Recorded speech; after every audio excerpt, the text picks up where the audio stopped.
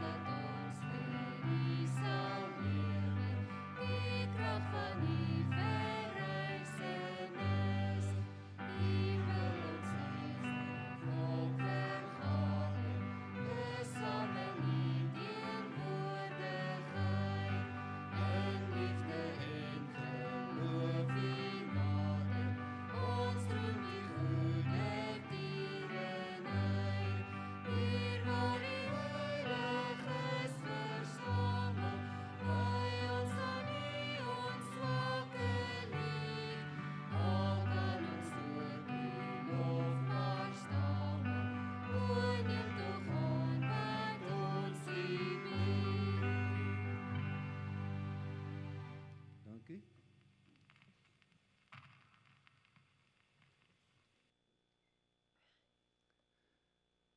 Hartlike goeienaand.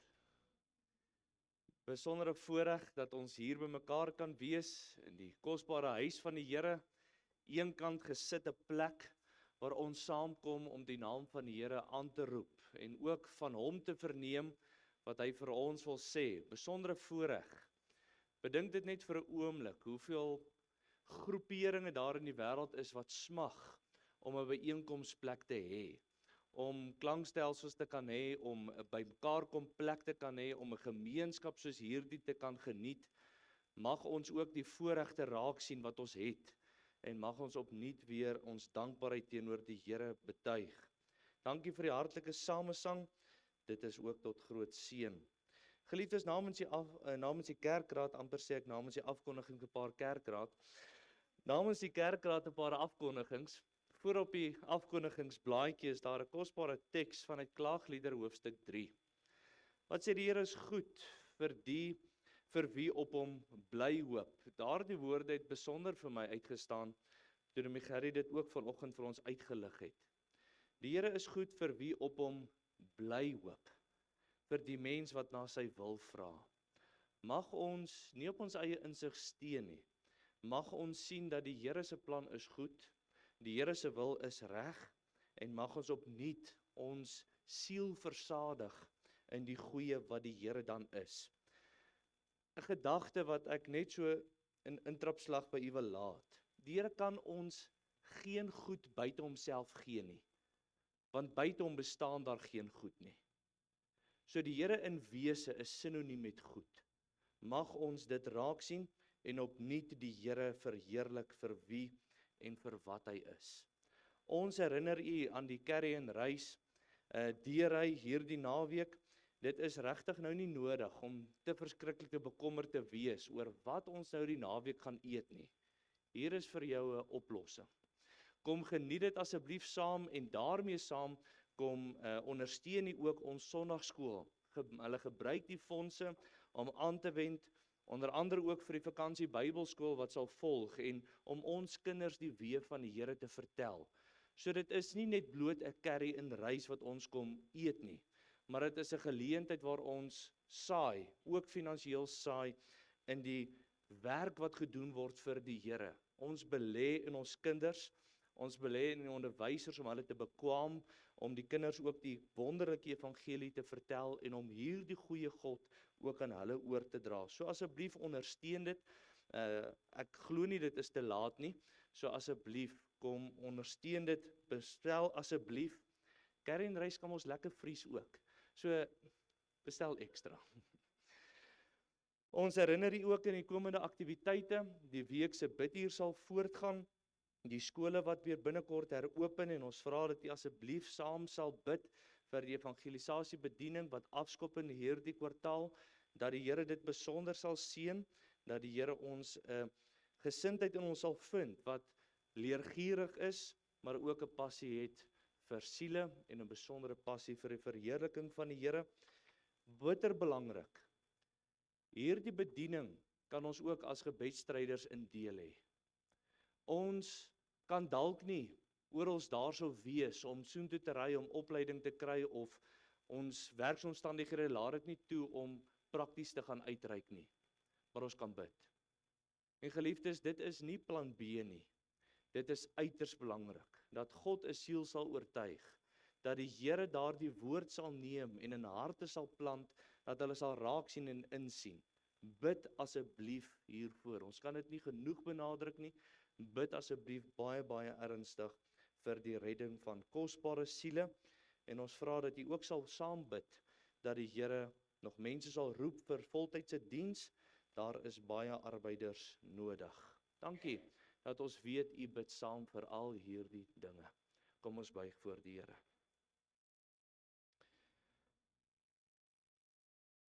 Ons Here, ons Vader, wanneer ons hier byeenkom, kom ons byeen om u stem te hoor. Kom ons byeen om saam met medegelowiges u naam aan te roep, om u naam groot te maak deur middel van heerlike sang. Maar Here, ons wil in hierdie aand besonder vir u bid, dat u tot elkeen van ons persoonlik kom praat. Ons het 'n diepe verwagting en 'n innige verlange, 'n verterende begeerte, o Here God, dat u aan die woord sal kom. Here, ons stel regtig nie belang in 'n prediker nie. Here, ons stel nie belang in fyn retoriek nie. Here, ons stel belang in u woord, en dat die woord duidelik en diep in ons harte sal inskyn en diep insny. Here, u woord wat skeiding maak tussen siel en gees en gewrigte en murg, wat die beoordelaar is van die hart, die oorlegginge, die gedagtes van die hart. Here, u ken die diepste van ons hele wese, beter as wat ons ooit sal ken. Here, kom wys ons hart, maar kom toon u self ook as die magtige en die kragtige verlosser. Here, gee vir ons oë wat ver kan sien, oë wat ver tot daar in die heilige hemel kan sien, maar gee ons ook 'n diepe bewussyn van die innige nabyheid van u. Here, ons pleit dat u in hierdie diens u self as teenwoordig aan ons kom toon, deur middel van u woord en deur middel van die Gees wat werk deur u woord wat gepredik word. Ag Here, ons het 'n verlange om u te hoor, u stem te hoor. Daarom bid ons, Here, dat u ook met ons duidelik sal praat in hierdie aand, terwyl ons ook ons stemme wil voeg tot diegene wat pleit dat daar vir hulle gebid word. Here, ons kom bid vir elkeen wat 'n diepe liggaamlike nood beleef. Ons weet van ons geliefdes onder ons en ook in die gemeente wat in hierdie week groot toetse sal ondergaan. En ons kom bid, Here, dat u vir hulle sal ondersteun. Ons kom bid, o Here, vir liggame, dat u liggame sal aanraak. Ons het 'n verwagting en 'n verlange dat u kom werk. Here, daarmee saamkom bid ons vir die goddelike genesingsreeks wat einde Oktober, begin September sal afskop. Here, dat u besonder vir ons ook sal kom wys maak vanuit u woord, dat u geloof in ons sal vind. Maar Here, dat u uself as die groot geneesheer opnuut weer aan ons kom openbaar. Ons kom bid, Here, vir die kweekskool, ons kom bid vir die skooliere, hierdie laaste semester wat afskop, die universiteite, dat u elke student ook sal vind, getrou in hulle werk, 'n begeerte om hulle bes te doen ook vir u, dat u hulle sal seën. Maar ons kom bid ook vir elke ene onder ons, Here, wat moeg en mat is, dat u nuwe krag sal gee, en dat u ook elkeen sal in staat stel om hulle werk en hulle lewe so te verrig tot verheerliking van u naam. Dankie, Here, dat ons die voorreg het om dit alles te kan neerlê voor u, en ons vra dat u dit sal seën. Ons bid dit in Jesus Christus se naam alleen. Amen. Ons gaan staande saam gesang 62 sing. Ons gaan die eerste en die derde vers saam sing tot eer van die Here.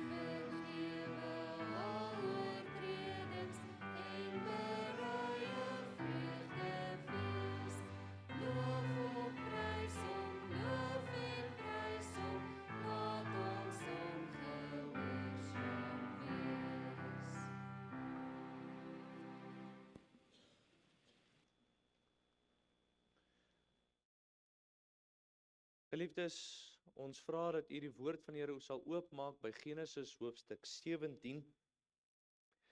Genesis hoofstuk 17. In hierdie dae praat ons met u oor die belydenis wat ons dikwels ook voorhou, die apostoliese geloofsbelydenis. Ons het 12 artikels wat ons dikwels bely, wat ons ook staande saam sê ons glo onverwyld hierin. En ons gaan vanaand in besonder fokus op daardie eerste strofe. U kan sien met die aanduiding daar ook op die bord, dat wat ons eintlik sê wat ons glo is, ons glo in God drie-enig. U sal sien die eerste strofe wat handel oor ek glo in God die Vader. En dan vanaf die tweede tot en met die sewende, dat ons sê ons glo in Jesus Christus en wat omtrent Jesus Christus ons glo. En dan ook wat ons glo rakende die Heilige Gees en sy bediening. Besondere voorreg dat ons hierdie diepte van die waarhede van God se woord ook kan ontdek. En ek moet vir u daadwerklik ook erken en bely, mens voel gans onwaardig, want die diepte van hierdie aspekte wat ons gaan aanraak, sal u raak sien, is eintlik te groot vir ons verstand. So daarom vra ek dat u saam sal lees in Genesis hoofstuk 17, wanneer ons veral sal kyk na die eerste strofe wat God as die Almagtige ook uitgebeeld word. So kom ons lees Genesis hoofstuk 17. Toe Abraham 99 jaar oud was, het die Here aan Abraham verskyn en vir hom gesê, ek is God, die Almagtige. Wandel voor my aangesig, dan sal jy opreg wees. En ek wil my verbond sluit tussen my en jou buitengewoon vermeerder. Toe val Abraham op sy aangesig en God het met hom gespreek en gesê, wat my aangaan, kyk, my verbond is met jou, en jy sal die vader van 'n menigte van nasies word. Daarom sal hulle jou nie meer Abraham noem nie, maar jou naam sal Abraham, maar jou naam sal wees Abraham. Want ek maak jou vader van 'n menigte van nasies.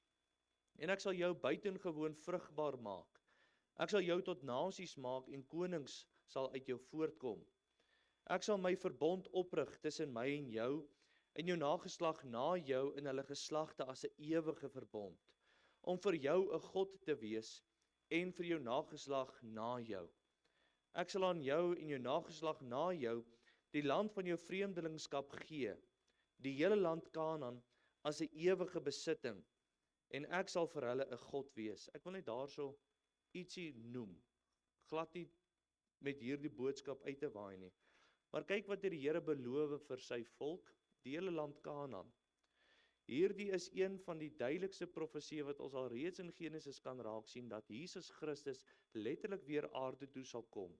Want hierdie belofte is in sy volheid nog nie vervul nie. Die volk Israel woon nie in die ganse Kanaan soos wat God dit hier beloof het nie. Een van die duidelikste bewyse dat die hele Israel nog aan Israel sal behoort, en dit sal veral gebeur in die 1000-jarige letterlike koninkryk van Jesus op aarde. Vers 9. Verder het God aan Abraham gesê, maar jy moet my verbond hou, jy en jou nageslag na jou van geslag tot geslag. Dit is my verbond wat julle moet hou tussen my en julle en jou nageslag na jou. Al wat manlik onder julle is, moet besny word. Julle moet aan die vlees van julle vooruit besny word en dit sal 'n teken wees van die verbond tussen my en julle. 'n Seentjie van 8 dae moet onder julle besny word, al wat manlik is in julle geslagte. Die wat in jou huis gebore is en die wat van enige vreemdeling met geld gekoop is wat nie van jou geslag is nie. Die wat in jou huis gebore en die wat met jou geld gekoop is, moet sekerlik besny word. So moet dan my verbond in julle vlees wees as 'n ewige verbond. En wat manlik is en die vooruit het, wat nie aan die vlees van sy vooruit besny is nie, die siel moet uit sy volksgenote uitgeroei word. Hy het my verbond verbreek. Verder het God aan Abraham gesê, Sarai, jou vrou, moet jy nie Sarai noem nie, maar haar naam sal Sara wees. En ek sal haar seën, en jou uit haar ook 'n seun gee. Ja, ek sal haar seën, sodat sy tot nasies sal word. Konings van volke sal uit haar voortkom. Toe val Abraham sy aangesig, en hy lag en sê in sy hart, kan daar vir een wat 100 jaar oud is, 'n kind gebore word? Of kan Sara wat 90 jaar oud is, baar? En Abraham sê aan God, ag, mag Ismael lewe voor u aangesig. Toe antwoord God, voorwaar, jou vrou Sara sal vir jou 'n kind baar, en jy moet hom Isak noem. En ek sal my verbond met hom oprig as 'n ewige verbond vir sy nageslag na hom. Ook wat Ismael aangaan, ek het jou verhoor, kyk, ek seën hom en maak hom vrugbaar en vermeerder hom buitengewoon. 12 vorste sal hy verwek, en ek sal hom 'n groot nasie maak. Maar my verbond sal ek oprig met Isak, wat Sara vir jou ander jaar op hierdie tyd sal baar. En nadat hy klaar met hom gespreek het, het God van Abraham af opgevaar.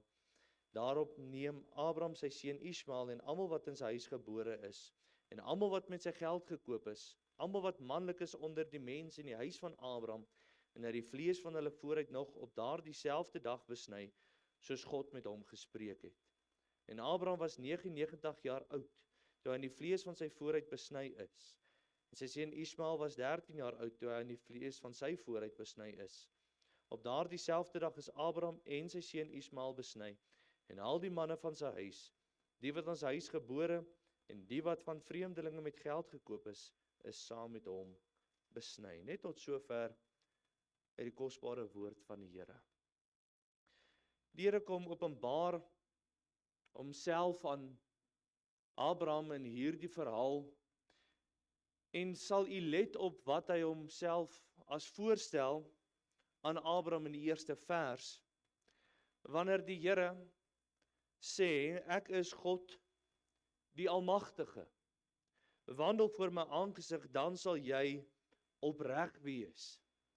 En nie om enige spoilers nou vir u te gee nie, maar Isak is gebore, dat die Here daadwerklik die almagtigheid ook so prakties kom demonstreer het in hierdie verhaal, waar hy daadwerklik vir hom 'n seun gegee het terwyl hy 100 jaar oud was en Sara was 90 jaar oud. Ver oor die ouderdom van baar, ver oor daardie vrugbare ouderdom, steeds het God, die Almagtige, daardie belofte volbring en vir hulle seun gegee, die seun van die belofte, die aanvanklike seun van die belofte wat God vir hom gesê het. En ons sien Ismael wat uiteindelik voortgekom het omdat hy saak in eie hande wou neem. Maar God het gesê dat hy sy belofte sal hou en homself as die Almagtige aan hulle ook kom openbaar deur middel van om vir hulle 'n seun te gee. Geliefdes, wanneer ons sê ek glo in God, die Almagtige Vader, is dit eintlik 'n kragtige verklaring van geloof. 'n Saak waar ek die kennis van dra van wie hierdie God is. Maar 'n saak wat nie net by kopkennis bly nie, maar wat daardie kennis afsak tot binne in my hart. Waar ek my lewe oorgee, instem dat hierdie God my lewe moet regeer en myself geheel al op hom werp, hom met alles in my vertrou. 'n Kennis, 'n instemming en 'n volkome vertroue in hierdie God. So alreeds sien ons in hierdie apostoliese belydenis, die eerste woord maak dit 'n uiters persoonlike saak. Hierdie is nie net 'n verklaring dat ons kollektief saam hierdie dinge glo nie, maar dat ek as individu hierdie bely voor hemel en aarde, dat ek glo in God die Vader, die Almagtige, skepper van hemel en aarde. Hierdie is 'n kragtige credo. Hierdie is 'n verklaring van my persoonlike geloof. Hierdie is wat ek vir die wêreld vertel, dat dit is waarby ek staan. Dat ek glo daadwerklik in God. 'n reeds enorme saak waarop ons verskriklik baie kan uitbrei. Alreeds 'n kontroversiële stelling in ons dag, ek glo. Terwyl die moderne sogenaamde akademikuste vir ons wil kom vertel hoe dwaas dit is om in God te glo. Blaai net gou saam met my na 1 Korintiërs hoofstuk 1 toe.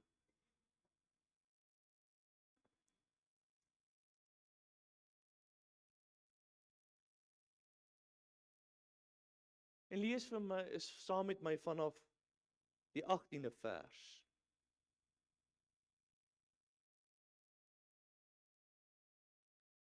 Hierdie geloofsverklaring is absoluut dwaasheid vir die wêreld, omdat hulle hierdie wêreld nie ken nie, omdat hierdie persoonlike saak nie in hulle harte vasgebrand is nie. En hier is alreeds die doelstelling dat ons moet seker maak dat ek hierdie persoonlike geloof in God het, anders is ek net so dwaas as hierdie wêreld. Anders verstaan ek nie die wysheid wat hierin opgevat is nie, anders is ek gans verlore. Kyk wat sê die woord 1 Korintiërs 1 vanaf vers 18, dat die woord van die kruis is wel dwaasheid vir die wat verlore gaan, maar vir ons wat gered word is dit die krag van God. Hierdie belydenis is 'n kragtige belydenis. Want daar is geskrywe, ek sal die wysheid van die wyse mense vernietig en die verstand van die verstandige mense tot niet maak.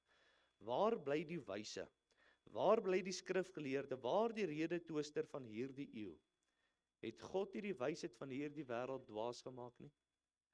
Want aangesien in die wysheid van God, die wêreld deur die wysheid God nie geken het nie, maar dit het God behaag om deur die dwaasheid van die prediking die wat glo te red.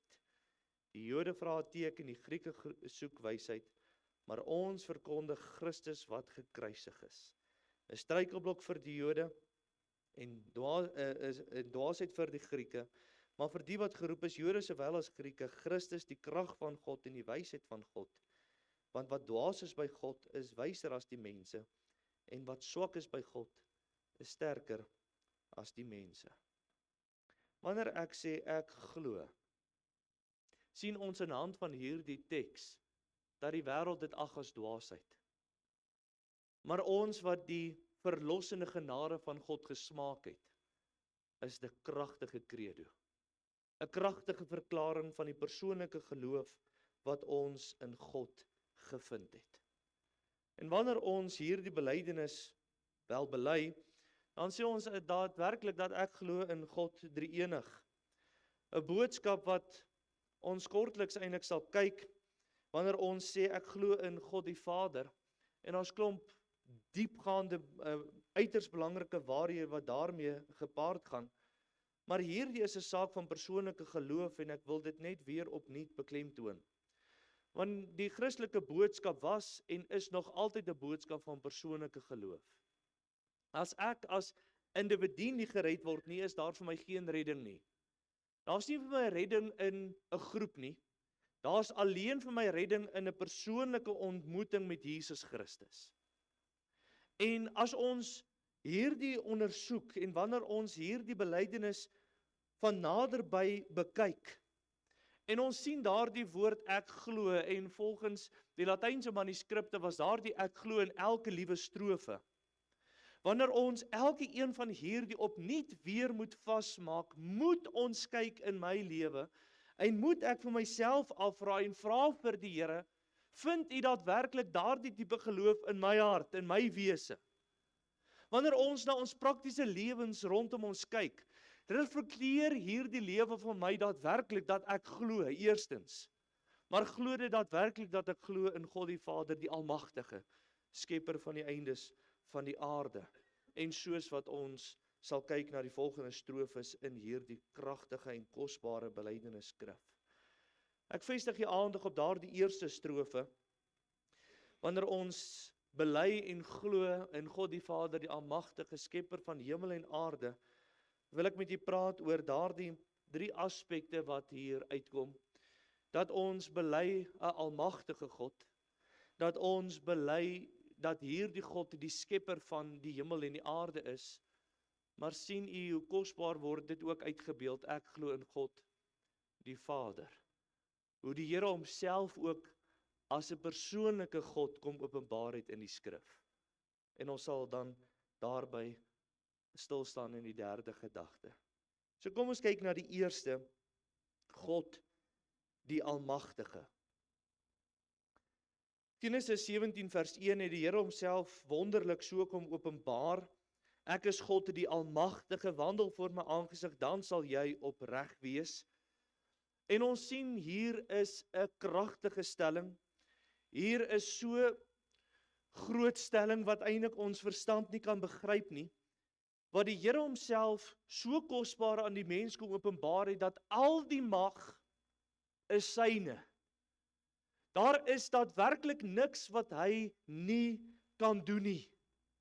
Wanneer God homself kom openbaar as die Almagtige, is dit 'n kragtige verklaring dat hy al die mag het.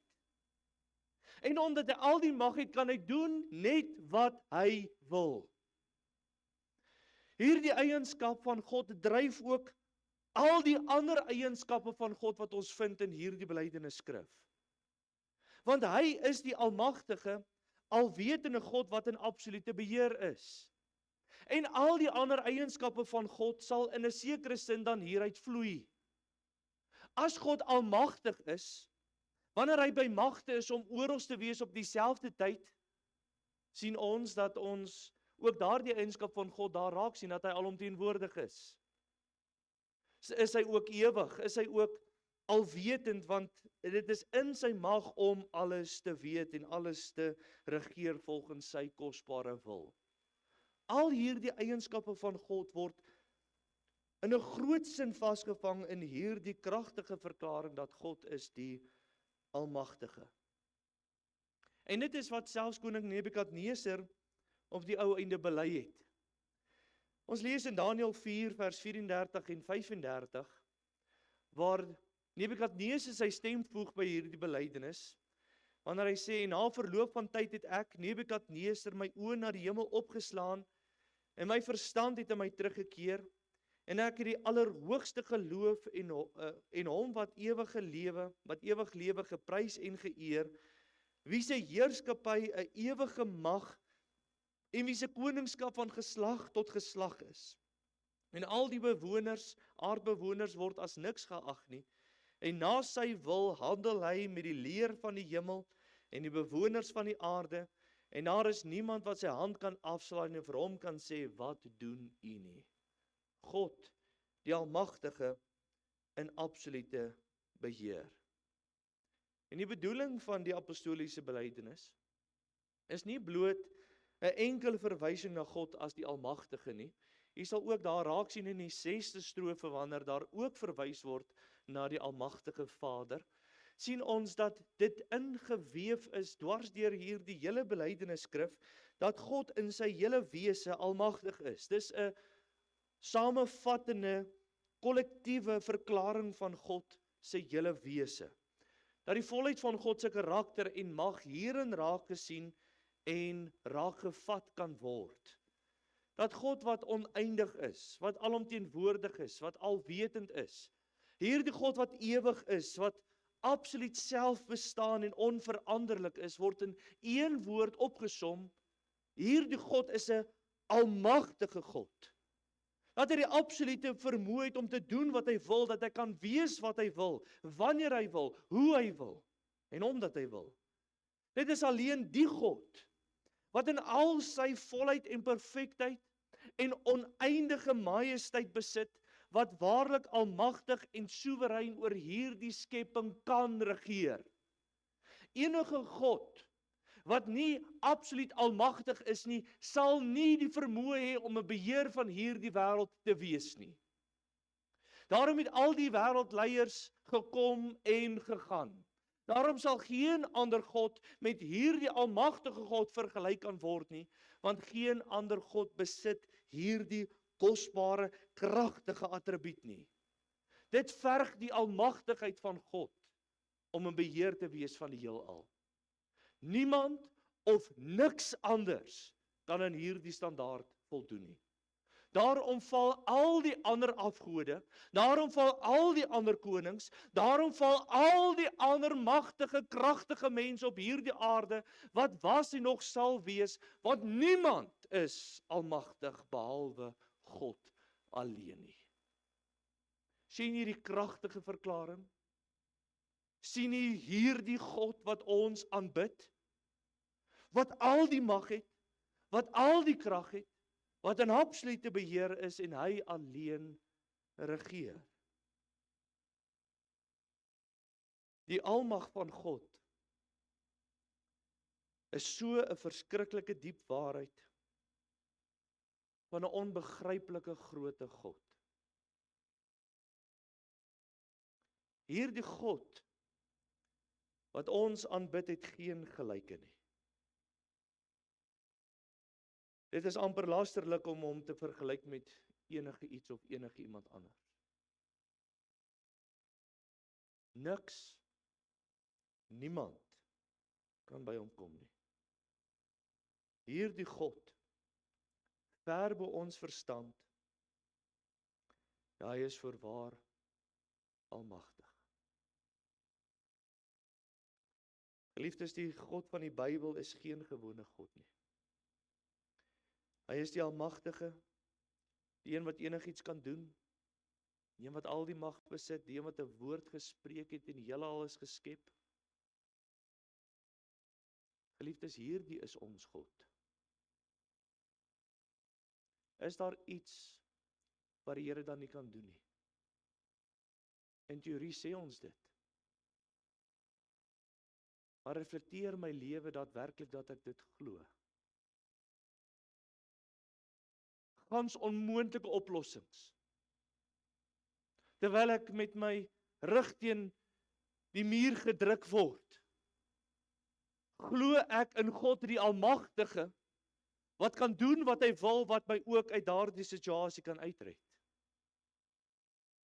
Glo ek daadwerklik en reflekteer my gebedslewe, dat God kan doen wat ek nie eers kan bedink, so groot dinge kan hy doen nie.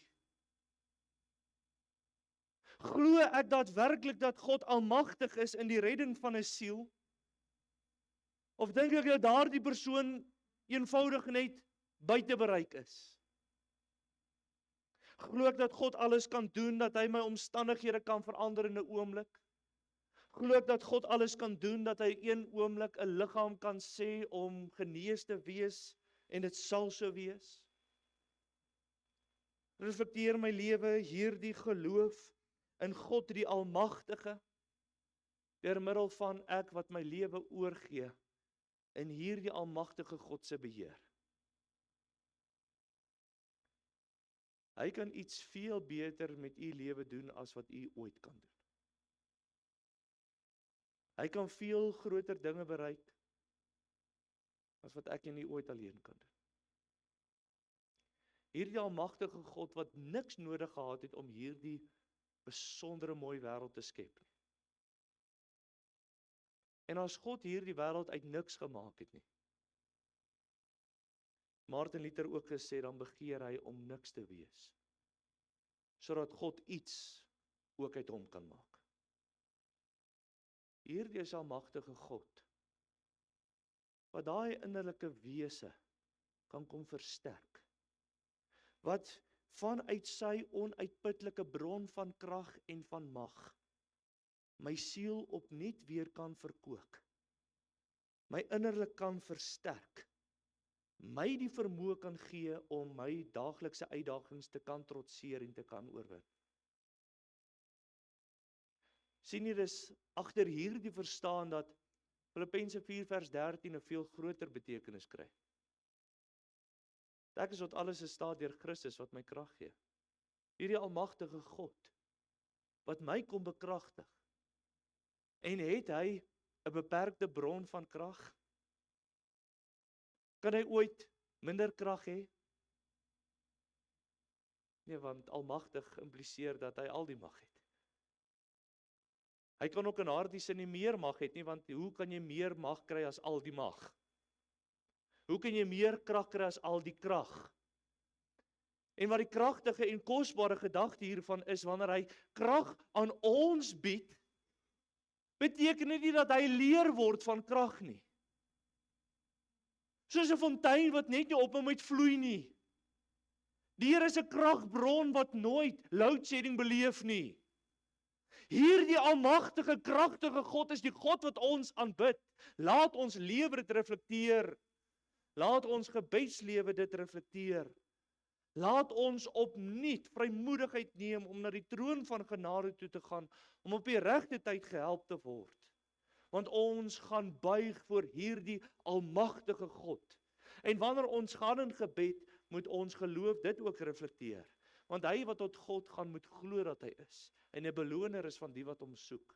Wanneer ek in my stilte tyd gaan neerbuig voor God, moet ek dus opnuut hierdie saak voor my hê. Ek glo in God, die Almagtige. Geliefdes, ons geloof, ons gebedstyd het geen plek vir ongeloof nie. Laat die waarheid van God se woord hierdie ongeloof vanuit ons harte uitdryf. God kan doen wat hy wil. God kan in 'n oomblik onmoontlike dade moontlik maak. Pas op om te pragmaties word in ons denke. Die Here het mos vir ons 'n verstand gegee, is dikwels gedagte wat ons opper. Die Here het vir ons geloof gegee. Die Here het vir ons 'n woord gegee. Die Here kan verrig ver bo wat ons logiese denke bedink. Kom ons glo weer opnuut in God die Almagtige. 'n Uiting van sy almag is die feit dat hy ook hierdie wêreld geskep het.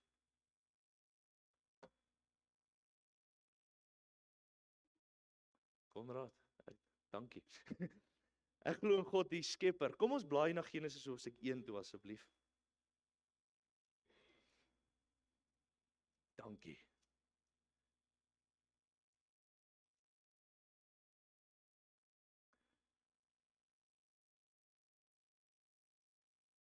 Die Bybelse narratief begin met die woorde in Genesis 1 vers 1. In die begin het God die hemel en die aarde geskape.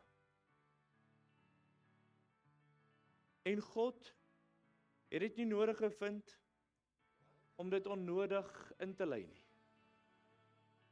Dit word bloot neergepen as 'n feit. Want dit is 'n feit. En dan gaan die vertelling voort in Genesis 1 en 2, hoe God in letterlike 6 dae hierdie hele aarde geskep het deur sy woord. Let saam met my op die 3de vers waar God op die eerste dag gesê het, laat daar lig wees. En daar was lig. En kyk hoe sê die Here dat hy gesien het dat die lig goed was. En toe was dit aand en môre die eerste dag en die volgende dag het hy weer gesê, laat daar 'n uitspansel wees tussen die waters. Daar het skeiding maak tussen waters en waters. En kyk aan die einde van die 7de vers sê, dit was so. God het gespreek en dit was. In die 3de dag vers 9 het die Here gesê, laat die waters onder die hemel hulle op een plek versamel, sodat die droë grond sigbaar word. En sien daardie patroon herhaal homself. En dit was so. Die einde van die 10de vers sê God, toe sien hy dat dit goed was. En weer eens in die 11de vers sien ons waar die Here nog 'n opdrag gee en dit was so. En in die 13de vers staan daar weer dat aan die 12de vers dat dit goed was. Die 14de vers gaan voort om dag 4 se gebeure tot en met die 19de vers vir ons te verduidelik. Dag 5 se gebeurlikhede vind ons in vers 20 tot met vers 23. Dag 6 se gebeurlikhede vanaf vers 24 tot 31. En dan die 7de dag, die dag waar God gerus het in Genesis 2, vers 1 tot 3. Sien jy die patroon wat voortdurend herhaal? Dat God eenvoudig gespreek het en dit was so. En voortdurend sien ons hierdie woorde dat God gesien het dat dit goed was. Wat ek wil hê dat ons hierso wonderlik moet raak sien. God het gespreek en dit was. God het alles in goeie orde geskape. En sien jy raak dat God alles goed geskaap het. Rein geskaap het. Tot sy eer geskaap het. En wanneer ons God vasstel as die skepper, dan is daar baie implikasies. Want dan is dit die skepper wat kan sê hoe die skepping moet reageer. En die skepper plaas die reëls vir die skepping. Die skepper plaas daardie grense. Die skepper wat sê en dit is, en kyk daardie absolute gehoorsaamheid van die hele skepping wat presies net so doen soos wat God beveel het. Alles onder hierdie almagtige God se beheer. Dit was so en alles was goed. Maar wanneer ons Genesis 1 vers 1 lees, in die begin het God die hemel en die aarde geskep, is daar 'n verdere implikasie.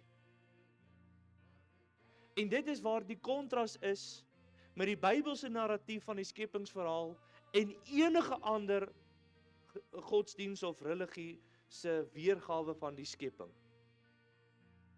Enige ander religie of godsdiens is 'n uitvinding van die skepping. Van ons wat die skepping is, van ons wat deel uitmaak van hierdie skepping. Mense het vir hulle 'n God gaan uitdink. Maar sien jy die totale kontras van hierdie verhaal? Wie het eerste gekom in die Bybelse narratief? God of die skepping? God. Wanneer God in die begin die hemel en die aarde geskaap het, impliseer dit dat God voor hierdie skepping alreeds bestaan het. En dat hierdie skepping 'n uiting is van God se almag, van God se liefde, van God se wonderlike glorie. En dis 'n totale kontras met die wêreld se verduideliking van hierdie verhaal. Want al die ander godsdienste dien 'n God wat 'n uitvinding is van menseverstand. Hoe klein moet so 'n God wees? Hoe beperk moet so 'n God wees? Dat so 'n God die uitvinding is van 'n menseverstand wat beperk is. Wat beklad is deur die sondeval. Maar hierdie God wat ons aanbid, bestaan voor hierdie skepping. En die feit dat hy hierdie aarde geskep het, sien ons kosbare eienskappe van God raak, naamlik dat God ewig is. Sê dit vir mekaar gesê, hy bestaan voor die skepping. Van ewigheid van tevore bestaan hy alreeds, en hy sal in ewigheid na hierdie aarde se bestaan ook bestaan. Daar's nie 'n begin van sy dae nie, daar's ook nie 'n einde van sy dae nie. Daar's nie 'n oomblik wat mens kan sê hy's daar gebore nie. Daar's nie 'n oomblik waar God die Vader alleen bestaan het en toe later toe kom die Seun en toe later kom die Gees nie. Van ewigheid af bestaan God drie-enig. Maar ons sien ook raak dat hierdie God oneindig is. Dat sy ryk, wyte, oneindig is. Dat hy nie beperk word tot die hemele nie. Dat hy nie beperk word tot die aarde of selfs hierdie heelal nie. Sy bestaan is buite hierdie wêreld alreeds gewees. Ons beklemtoon net opnuut weer dat ons in hierdie skepingsverhaal raak sien dat God almagtig is. Dat hy woord gespreek het en die aarde is geskep. Kragtige almag wat daarso op toon is. Wanneer God spreek en dit was so. Maar ons sien ook raak, hierdie is 'n onafhanklike God. God het niemand nodig nie. Hy hoef op niemand te steun nie.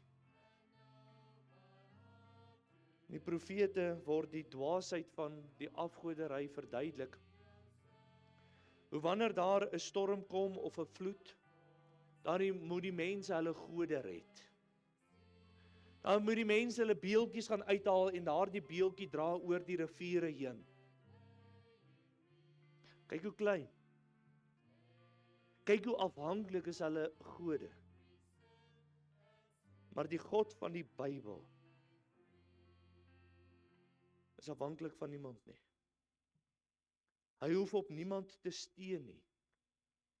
En dis nie hoogdrawendheid, hoogmoedigheid nie. Wat ons hierin raak sien, is dat omdat God nie enige hulp nodig het nie, dat hy vol en vry hulp kan verleen aan 'n wêreld wat dit nodig het. Weereens is hier die enigste God wat dit werklik kan help.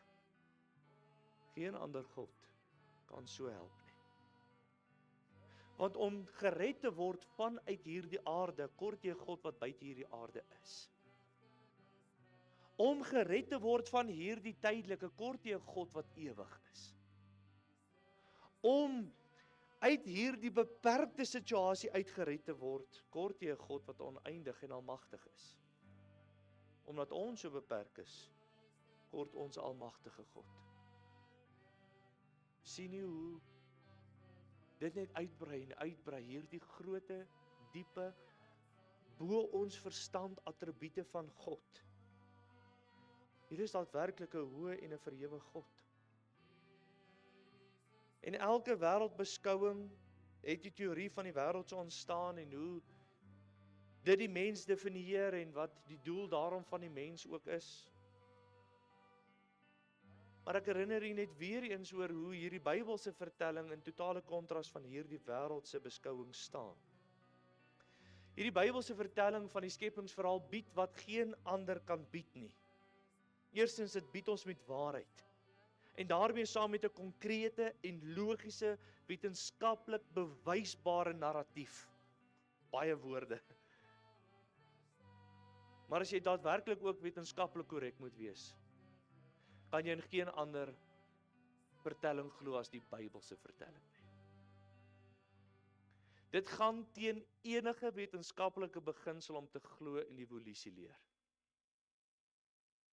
Dat om te glo dat daar iets uit niks uit ontstaan het en dit het spontaan net self geëvolueer nie. Hulle vergeet ewe skielik al die wette. Dat daar iets is wat 'n aksie op iets anders moet hê wat dan uiteindelik 'n ewegeredige aksie verder sal hê. En dit maak eenvoudig net ook wetenskaplik sin wanneer jy die Bybel lees en om te sien dat daar 'n bron was van waar alles uitgesprei het. Dat daar daadwerklike God is wat 'n uiting gegee het aan hierdie wêreld heen. So akademies is die Bybelse verhaal die beproefste, die duidelikste, die mees konkrete, die bewysbare. Maar tweedens, wat hierdie Bybelse vertelling bied wat niks anders kan bied nie, dit bied 'n doel. Dit bied vir my en vir u 'n doel.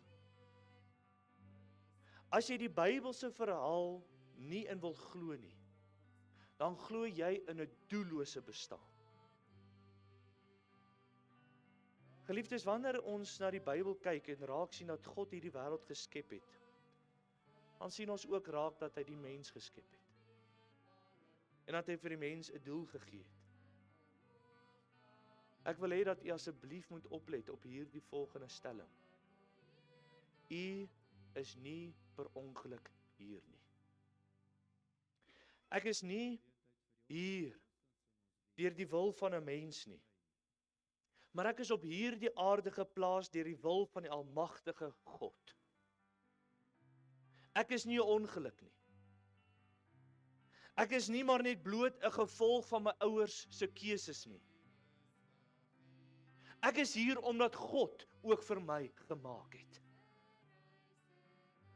En die mens is hier op aarde omdat God die mens op hierdie aarde wil hê. Dat God 'n doel het vir die mens op hierdie aarde. Dat God elkeen van ons kunstig in ons moeder se skote geweef het, Psalm 139 vers 13 bevestig dit. Geliefdes, nie een van ons is 'n ongeluk nie. God het ons geskep met 'n doel. God het ons in sy beeld geskep. Hy het moraliteit in ons geplaas. Hy het 'n begeerte om goed en reg te doen in 'n mens geplaas. Hy het hierdie resonansie in 'n mens geplaas om te kan reageer op die almagtige God se woord. Die Here het ons gemaak met 'n doel. Die hele skepingsdoel kan ons raak sien in Kolossense 1 vers 16. Want in hom is alle dinge geskape wat in die hemel en op die aarde is, wat sienlik en onsienlik is, trone, sowel as heerskappe en owerhede en magte. Alle dinge is deur hom. En hoekom is dit geskape? En tot hom geskape. Is vir hom geskape. Ons is vir God geskape, geliefdes. En ons sien dit rondom ons. Het jy gewonder hoekom is die wêreld so mooi? Want dit beeld die glorie van God uit. Dit straal vir ons hierdie mooiheid van God uit. Psalm 19 vers 2 sê, die hemele vertel die eer van die Here, die uitspansel verkondig die werk van sy hande. Wat werklik kan ons op hierdie punt saam met Johannes Calvin stem, wanneer hy sê, die kosmos is die teater van God se glorie. Die kosmos is die teater van God se glorie. En daarin vind ons ons skepingsdoel. Ek is gemaak vir God. Nie vir myself of 'n leë klein doelwit nie. Ek is nie gemaak vir ander mense nie. Ek is gemaak vir God. Soveel mense offer soveel op om in boekies van mense te kom. Goeie boekies van mense te kom. Mense wat hulle lewens opoffer om 'n baas te bevredig, om so in te wees by mense, te doen wat mense behaag. Geliefde kind van die Here, moet asseblief nie so laat doel vir u lewe hê nie. Ons is vir 'n veel groter doel op hierdie aarde. Om God, die hoë, verhewe almagtige God, om sy naam te verheerlik. As daar dan 'n dryf in u is, laat dit die dryf wees. Om God te verheerlik.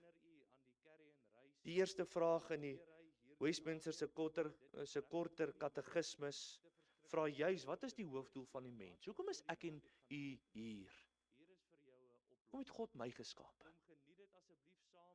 Ek wat hierdie beperking en dit en so en dat het. Mense wat veel beter dit of dat of so kan doen. Hoekom het God my geskape? Hoe kosbaar is die antwoord? Ons is geskape om God te verheerlik en om hom vir ewig te geniet.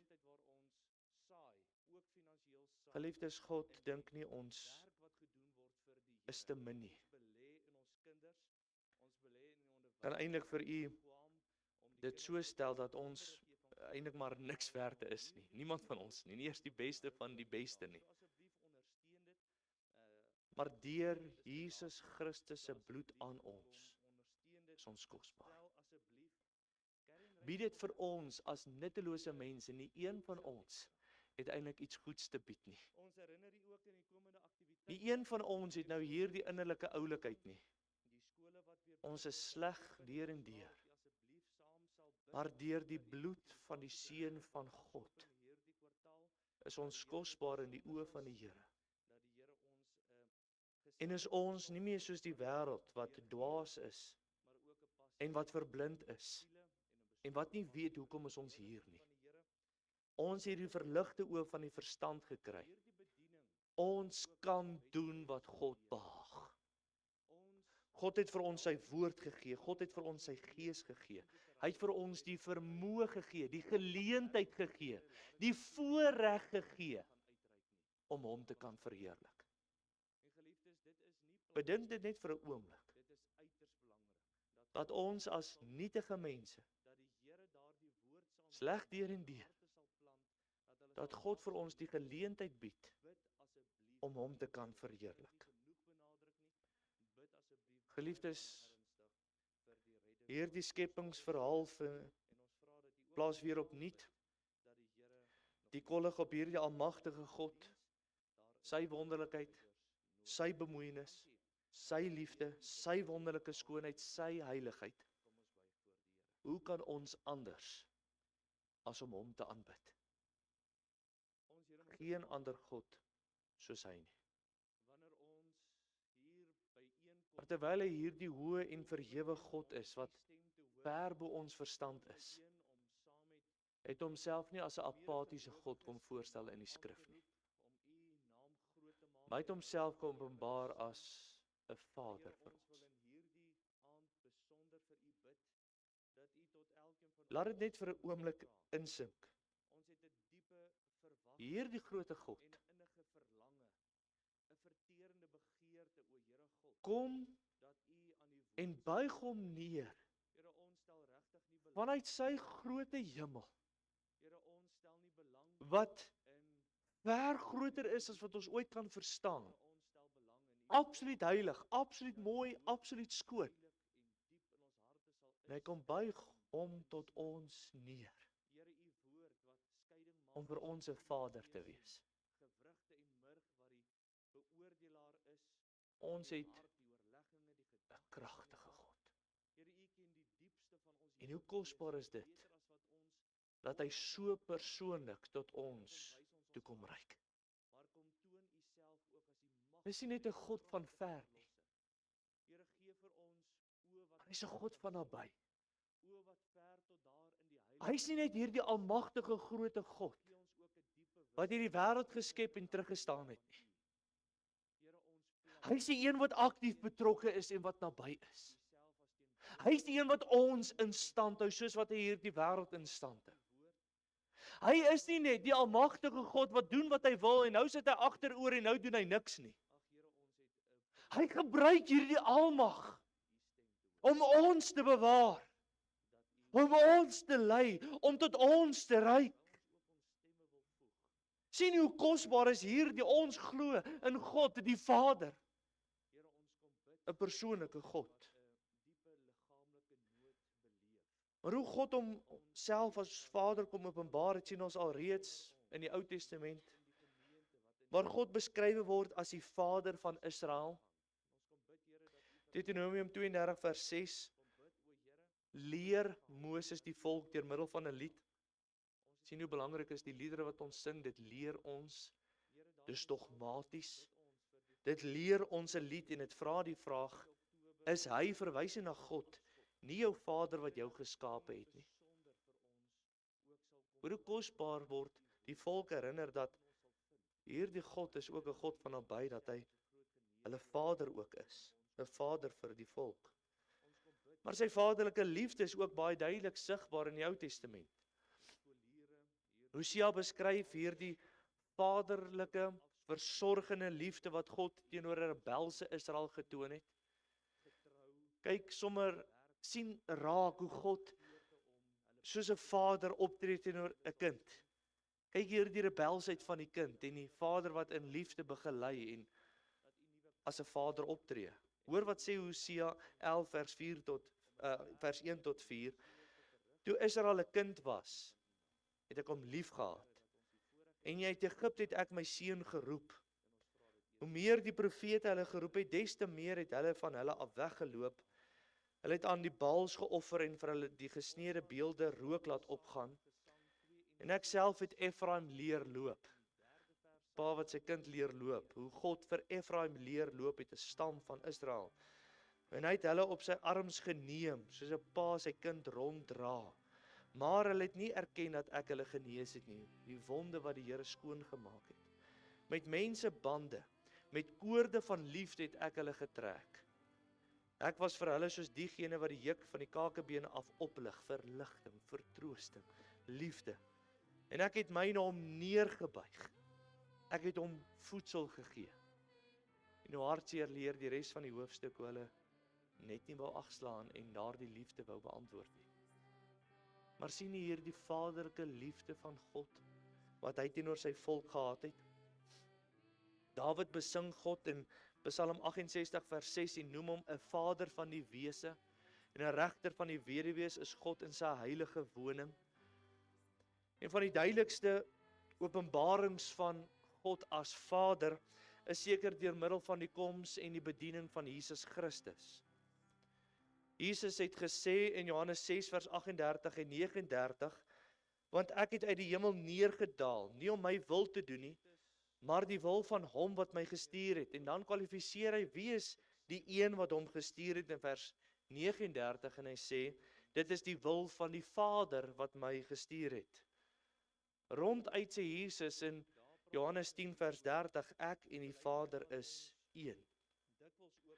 God is duidelik Vader in hierdie goddelike verhouding tussen homself en Jesus. Nie in 'n verhewe posisie bo die Seun nie, maar in daardie feit dat die Seun vanuit die Vader gegaan het. Ons sal dit in die volgende strofe meer uitbrei. Maar Jesus het verduidelik in Johannes 3 vers 16 dat hy die enige gebore Seun van God is. En hoe daardie woord in die Grieks beskrywe word, is dat hy voortdurend vloei vanuit die Vader. Dat sy ontstaan in die Vader is. Die Vader wat hierdie uiting gee, wat Jesus vanuit hom gaan en vanuit hom beweeg. Dat hulle gekoppel is aan mekaar, een is, God drie enig. Sal dit vir u in detail meer beskrywe, bank dit net so lank hier agter. Maar ek wys vir u die konteks, waar God die Vader in besonder ook Vader genoem word, in die verhouding wat hy met Jesus het. Maar in watter aspek kan ek hom Vader noem? Hoe kan ons die voorreg geniet? Want sien die volk Israel, God het aan hulle in daardie sin geboorte gegee. Jesus wat vanuit die Vader gaan, hoe kan ons hierdie voorreg geniet? Hoe is dit vir ons beskore? Ek glo jy sal verstaan in die konteks, daar's net nie 'n ander Afrikaanse woord, die beterkundiges sal vir my kan help. Maar die Engels praat van die audacity. Daardie amper vermetelheid wat ons kan hê om hom Vader te kan noem nie. Want Jesus leer sy disippels bid in Matteus 6 vers 9, so moet julle dan bid. Onse Vader wat in die hemel is. So let op daardie woorde, hy sluit sy disippels in. En let op diegene wat hy insluit. Onse Vader. Sy disippels. Sy kinders. Geliefdes, ons is nie God nie, ons is nie Israel nie. Maar ons kan hom Vader noem. En ek wys vir u hoekom, Galasiërs 4 vers 4 tot 7. Maar toe die volheid van die tyd gekom het God sy seun uitgestuur, gebore uit 'n vrou, gebore onder die wet, om die wat onder die wet was los te koop, sodat ons die aanneming tot kinders kan ontvang. En omdat julle kinders is, het God die gees van sy seun in julle harte uitgestuur en hy roep Abba Vader. Daarom is jy nie meer diensknegt nie, maar kind. En as jy kind is, dan ook erfgenaam van God deur Christus. Deur Christus het ons naby aan die Vader gekom. Deur Christus is ons dan ook in daardie sin kinders van God. Alhoewel God op 'n vaderlike wyse in sy voorsienigheid sorg uitoefen oor die hele aarde en sy son laat skyn oor die slegtes en die goeies en hy laat reën op regverdiges en onregverdiges, sê Matteus 5 vers 45, moet ons ook baie duidelik vir mekaar sê, dat dit nie beteken dat God Vader vir almal op 'n persoonlike, reddende, salige wyse is nie. God is in 'n sin vaderlik teenoor almal. Maar hy is beslis nie Vader op 'n persoonlike en reddende wyse vir almal nie. Die Bybel is baie duidelik dat ons kinders van God word deur die bloed van Jesus Christus. Efesiërs 1 vers 4 en 5 sê baie duidelik, soos hy ons in hom uitverkies het vir die grondlegging van die wêreld, hoekom om heilig en sonder gebrek vir hom in liefde te wees, deurdat hy ons voorbeskik het om ons as sy kinders vir homself aan te neem deur Jesus Christus na die welbehae van sy wil. Hoe verkry ons hierdie besondere voorreg? Hoe kan ons as nietige mense, as kleine wesens, die almagtige grootte God Vader noem? Deur Jesus Christus. Sien jy die besondere voorregte wat vloei wanneer die bloed van die lam? Sien hoe is ons nie meer onder die toornige hand van God nie, maar nou eerder binne die liefdevolle arms van die Here. Waar daar die almag nie meer in sy toorn oor ons uitgestort word nie. Dat ons daar die almag kan beleef as sy kinders deur middel van sy liefde wat uitgestort word in ons lewens. Die Baptist Faith and Message verklaar die volgende: God as Father reigns with providential care over his universe, over his creatures, and the flow of the stream of human history according to the purposes of his grace. He is all-powerful, all-knowing, all-loving, and all-wise. God is Father in truth to those who become children of God through faith in Jesus Christ. Die weg om God daadwerklik as Vader te kan ken, is deur Jesus Christus. Jesus sê in Johannes 14 vers 6, ek is die weg, die waarheid en die lewe en niemand kom na die Vader behalwe deur my nie. Ons het die kosbare voorreg deur die bloed van Christus om hierdie hoë, verhewe, almagtige God, die skepper van die hemel en aarde persoonlik te kan ken en hom ons eie Vader te kan noem. Om aan God te bedink, en om oor hom te praat voel alreeds massief genoeg.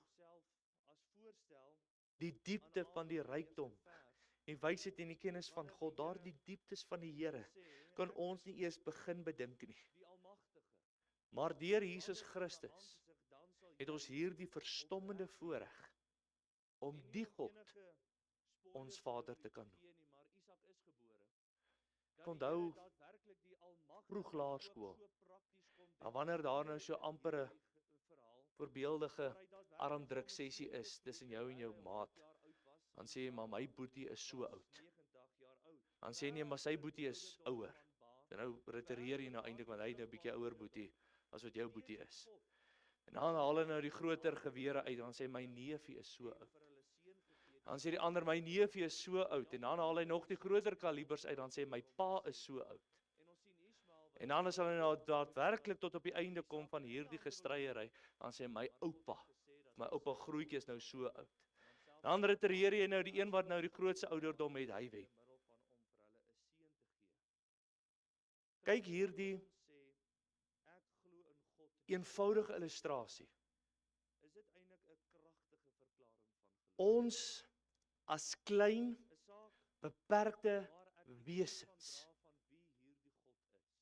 het hierdie almagtige God as 'n Vader wat ons persoonlik kan ken. As hierdie God dan vir ons is, wie kan teen ons wees?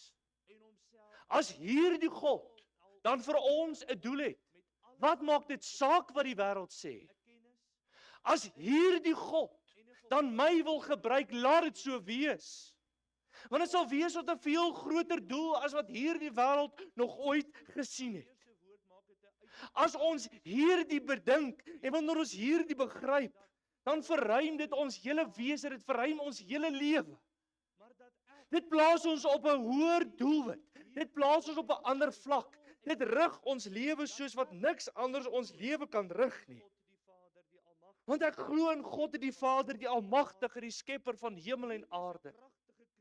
En in hom vind ons hele wese bestaan en identiteit. Hierdie God wat ons kom besiel, maar wat ons ook kom versorg. Hierdie God wat sy liefde in ons harte uitstort. Hierdie liefde, hierdie God wat ons persoonlik kan leer ken.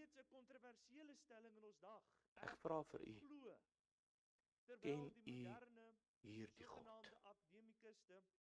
Hierdie almagtige God wat ons op hierdie aarde geplaas het. Ken jy hom nie van ver nie, maar ken jy hom van naby? Is hy u Vader? Het jy hom al so persoonlik en intiem leer ken? Jy kan sien die streke van die pa kom uit in die kinders. Jy kan sien daardie kind het dit ergens geleer. Reflekteer my lewe dit, kind van God, dat ek tyd spandeer met my Vader, dat my lewe sy kosbare vrug dra. Dit verruim ons gedagtes, dit rig ons kosbaar, en mag ons weer opnuut let wanneer ons saam bely, ek glo in God die Vader, die Almagtige Skepper van hemel en aarde. Laat ons herinner word aan hierdie kosbare waarheid. Amen. Kom ons bid saam. Ons Here, ons Vader, dankie dat ons u so kan noem. Dankie dat u nie apaties buite hierdie wêreld staan nie, maar dat u ook na hierdie wêreld toe gekom het, self op hierdie aarde rondgeloop het in 'n fisiese liggaam. Maar dankie Here dat u ook u Gees uitgestort het, sodat ons u ook besonder van naby kan ken. Dat hierdie kosbare gedagtes en feite vir ons so diep persoonlik word. Here, dankie dat u goed vir ons sorg as u kinders. Here, ons kan daadwerklik in hierdie aand net weer opnuut vir u sê dankie. Here, dankie vir alles wat ons is. Dankie vir dit wat ons het. Here, maar dankie ook vir dit wat u vir ons gaan maak. Here, dankie dat u ons liefhet ondanks wie en wat ons is. Here, ons het niks goeds wat ons vir u kan bied nie. Ons het geen oulikheid, daar's geen trots wat u oor ons kan hê nie. Maar Here, ons is so verstommend dankbaar dat u bemoeienis met ons as onverdiende mense maak. En dat u deur die wassing van die bloed ons siele kom reinig het, dat ons u welbehaaglik kan wees. Dankie Here vir hierdie nuwe realiteit. Dankie vir hierdie kragtige werk wat u in ons lewens gedoen het. En ag Here, ons kom pleit dat u wonderlik vir ons verder sal versorg. Dat ons soos gehoorsame kinders wat werklik teenoor u sal optree. Dat u ons sal vind dat ons nie eie wys is nie, maar dat ons luister na wat u vir ons wil sê en van ons verwag. Help ons Here dat ons goeie kinders van u kan wees. Help ons Here dat ons gehoorsame kinders kan wees, maar help ons Here dat ons kinders van u kan wees, wat u kragtige naam verheerlik en groot maak op hierdie aarde. Help ons Here om ander van u te vertel, gee ons vrymoedigheid, en mag u natuur al meer en al meer en al duideliker sigbaar word in ons lewens. Ons bid dit in Jesus Christus se kosbare naam. Amen. Ek moet bieg, ek sien nou die tyd. Ek vra om verskoning. Kom ons staan, dan sing ons slotlied tot eer van die Here. Ek vestig die aandag op daardie eerste strofe.